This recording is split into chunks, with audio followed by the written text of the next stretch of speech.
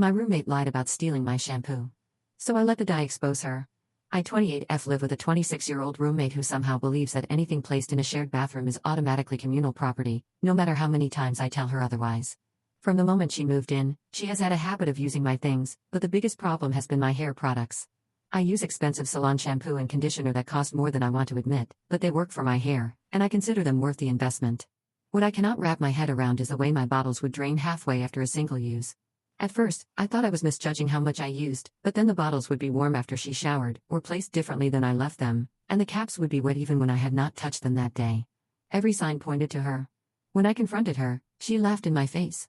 She told me she would never use someone else's stuff, said she had her own products, and even suggested I was imagining things. The problem was that every time I forgot to hide my shampoo in my bedroom, it would vanish at record speed. She denied it every single time, even when the evidence was glaringly obvious. The more she lied, the more it felt like she wanted me to question my own sanity. I wrote my name on the bottles. That did nothing. She called it petty and kept using them anyway. I started hiding them, but whenever I slipped up and left them in the shower, the same pattern repeated. It wasn't just theft, it was the constant gaslighting that pushed me over the edge. The turning point came after my hairstylist recommended a red color depositing shampoo to help maintain a tint I had recently added to my hair. On treated hair like mine, the shampoo adds a warm glow. On untreated hair like my roommate's, the pigment grabs aggressively and leaves bright, uneven red streaks. The moment I learned that, a very petty but very justified idea formed. I bought 2 bottles, one for myself that I kept hidden, and one to leave in the shower exactly where my usual shampoo sat. I labeled it clearly with my name like all my products, fully expecting her to ignore that detail. And then I waited. The next morning, I heard her shower running and knew instantly what was happening. I left the apartment early for work, keeping my expression neutral as I walked past the bathroom door. Around 10 a.m., my phone buzzed with messages from mutual friends asking what happened to my roommate.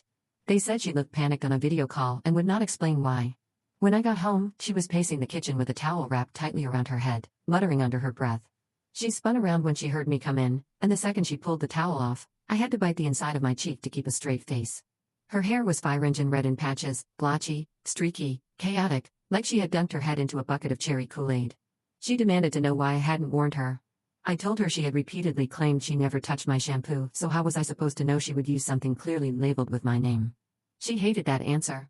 She told me I had ruined her life, that she had an internship interview that morning, and that everyone stared at her like she made some impulsive TikTok-inspired hair decision. I told her calmly that she ruined her own morning by stealing products she had been told not to touch. That was when she finally broke down and admitted she had been using my shampoo and conditioner every day for months. She said mine worked better, she didn't want to waste money, and she thought I wouldn't mind. Not a single apology. Just pure entitlement wrapped in excuses. She stormed into her bedroom and refused to talk to me for a week. When she eventually resurfaced, she announced she would now be keeping all her products in her room because she couldn't trust me, which is still the funniest thing I have ever heard. The irony was almost too much to handle. Her red hair faded slowly over the next few weeks, serving as a shining, literally, reminder of what happens when you repeatedly violate someone's boundaries and lie about it. And no, I do not feel guilty. If words don't teach someone to stop using your things, sometimes consequences will, even if those consequences show up bright red in the mirror the morning of their big interview.